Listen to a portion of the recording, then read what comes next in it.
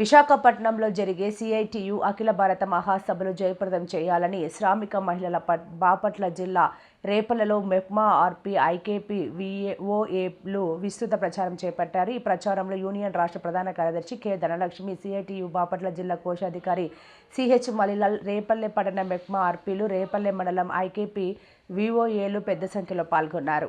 అఖిల భారత 18వ మహాసభలో 2025 డిసెంబర్ 31 నుండి 2026 జనవరి 4వ తేదీ వరకు విశాఖ నగరంలో మొట్టమొదటిసారిగా జరగబోతా ఉన్నాయి. 4వ తేదీన 1,00,000 మందితోటి భారీ ర్యాలీ బహిరంగ సభ ఆర్కే బీచ్లో జరగబోతా ఉంది. ఈ మహాసభను జయప్రదం చేయటం కోసం, భారీ బహిరంగ సభను జయప్రదం చేయటానికి ఈ ప్రాంతంలో ఉన్నటువంటి రేపల్లె ప్రాంతంలో ఉన్నటువంటి ఆర్పీలందరూ, ఉద్యోగులు, కార్మికులందరూ పెద్ద ఎత్తున తరలి రావాలని ఏపీ మెప్మా ఆర్పీ ఉద్యోగుల సంఘం, సిఐటి అనుబంధ సంఘం పిలుపునిస్తూ ఉంది. ఆర్పీలు గత 25 ఏళ్లుగా పనిచేస్తూ ఉన్నారు. వీళ్ళకి కనీస వేతనాలు చెల్లించే పని ప్రభుత్వం చేయడం లేదు. ఒకవైపున విఓఏలకి కనీస వేతనం ఇవ్వకపోయినా గౌరవ వేతనమైనా 10,000 రూపాయలు చెల్లించే పని చేస్తూ ఉన్నారు. కానీ ఆర్పీలకు మాత్రం పర్ఫార్మెన్స్ బేస్డ్ ఇన్సెంటివ్ అనే పదాన్ని జీవోలో చేర్చి 8,000 రూపాయలు ఇస్తాము, 2,000 రూపాయలు ఎస్ఎల్ఎఫ్ నుంచి తీసుకోవాలనే పద్ధతిలో జీవో ఉన్నప్పటికీ కేవలం పర్ఫార్మెన్స్ బేస్ తోటి ఇస్తున్నటువంటి పరిస్థితి ఉంది. ఆన్లైన్లో వర్క్లన్నీ చేపిస్తూ ఉన్నారు. ఫేస్ రికగ్నైజ్డ్ పేరుతోటి గ్రూపు ఫోటో తీసినప్పుడు అది రికగ్నైజ్డ్ అవ్వకపోతే వాళ్ళకి వేతనాన్ని కట్ చేసినటువంటి పని చేస్తూ ఉన్నారు. గత నెలకు సంబంధించినటువంటి వచ్చినటువంటి వేతనాలు 1,600, 2,000, 3,000, 5,000 రూపాయలు గౌరవ వేతనం వచ్చినటువంటి పరిస్థితి ఉంది. ఏపీ మెప్మా ఆర్పీ ఉద్యోగుల సంఘం డిమాండ్ చేస్తూ ఉంది. గ్రేడింగ్ విధానాన్ని వెంటనే ఆర్పీలకి రద్దు చేయాలి. జీవో ప్రకారం వేతనాన్ని చెల్లించే పని చేయాలి. ధరలు పెరుగుతూ ఉన్నాయి, కనీస వేతనాలు చెల్లించాలని అడుగుతూ ఉన్నాం. హెచ్ఆర్ పాలసీ ఇవ్వాలి. అర్హులైనటువంటి ఆర్పీలని సిఓలుగా ప్రమోషన్ సౌకర్యం కల్పించాలి.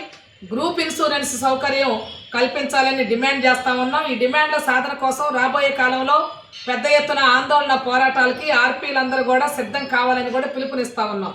ఈరోజు కేంద్రంలో ఉన్నటువంటి మోడీ, రాష్ట్రంలో ఉన్నటువంటి కూటమి ప్రభుత్వం కార్మిక వ్యతిరేక విధానాలని అవలంబిస్తూ ఉంది.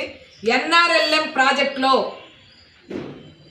లేదా ఎన్ఎంయుఎల్ ప్రాజెక్టుకు సంబంధించినటువంటి దాంట్లో ప్రధానంగా ఈ పేదరిక నిర్మూలన, పట్టణ పేదరిక నిర్మూలన సంస్థ ఇది. ఈ పేదరికాన్ని నిర్మూలించే పద్ధతి కాకుండా పేదరికాన్ని సృష్టించేటటువంటి పద్ధతిలో ఈరోజు ప్రభుత్వ విధానాలు ఉంటా ఉన్నాయి.